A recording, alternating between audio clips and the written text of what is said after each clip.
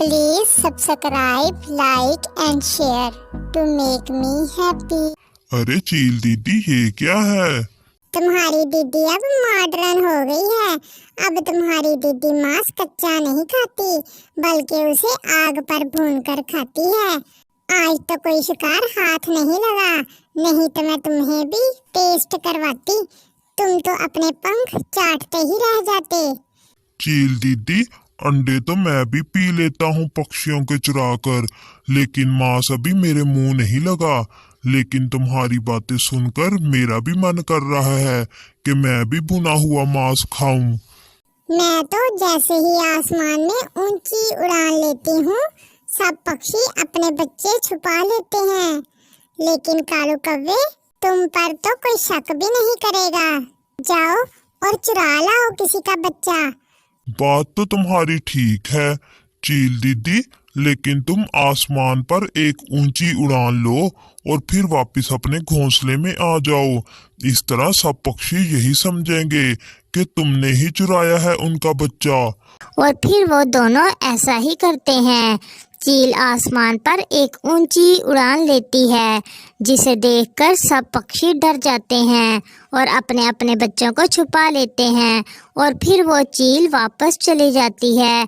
अब वो चील वापस चले गई है, मैं अपना भोजन ढूंढ लाता हूँ।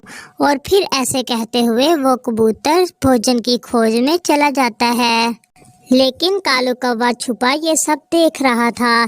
कबूतर जैसे ही वहां से जाता है तो कालू कौवा जल्दी से उसका छोटा सा बच्चा अपने सख्त पंजों में उठाकर वहां से भाग जाता है। दीदी कैसा रहा मेरा आइडिया? तुम तो बड़े शैतान हो। लाओ और अब मैं बनाती हूँ इसका रोस्ट। और फिर वो चील और कौवा इस छोटे कबूतर को भूनकर खा लेते हैं। मैं तो भूला ही रहा और सड़े सूखे दाने खाता रहा। असल जिंदगी का मजा तो ऐसे स्वादिष्ट खानों में है। आज का डिनर तो हो गया, अब तुम रोज ऐसे ही कोई बच्चा चुरा लाया करना और मैं पकाया करूंगी और मिलकर खाया करेंगे। वो चील भी बूढ़ी थी, वो तो खुद शिकार पर जाने से डरती थी। वो तो खुद किसी ऐसे लालची पक्षी की तलाश में थी जो शिकार में उसकी मदद करे। और फिर रात हो जाती है, कौवा वापस जंगल चला जाता है, चील भी वहीं अपने घोंसले में सो जाती है। जालम चील मेरे बच्चे को उठा ले गई, किसी ने मेरी मदद ना की। कबूतर भैया, लेकिन वो चील थोड़ी देर आसमान में उड़ने के बाद वापस चली गई थी। मैं भी यही सोचकर भोजन की खोज में चला गया था, लेकिन पीछे से उस जालम चील ने मुझसे मेरा बच्चा छीन लिया। लेकिन आज हम अच्छे से देखकर भोजन की तलाश में जाएंगे। जब वो चील आसमान पर हो तो हम अपने अपने घोंसलों में रहेंगे। वो ऐसे बातें कर ही रहे थे कि चील फिर से आ जाती है। वो देखो कबूतर, आज फिर उड़ती फिर रही है वो चील। पहले तो कभी कभार ही आया करती थी, लेकिन आजकल तो वो रोज ही आ जाती है। और फिर वो चील एक चक्कर लगाने के बाद चली जाती है। अब जल्दी जल्दी अपना भोजन ढूंढ लो सब, क्योंकि अब वो चील चले गई है। और फिर ऐसे वो सब भोजन की खोज में चले जाते हैं, लेकिन कालू तो दूसरे रास्ते से उसी समय वापस आ जाता है और छोटी बुलबुल का बच्चा उठाकर भाग जाता है। दीदी दीदी सरप्राइज, आज बुलबुल का बच्चा लगा है हाथ।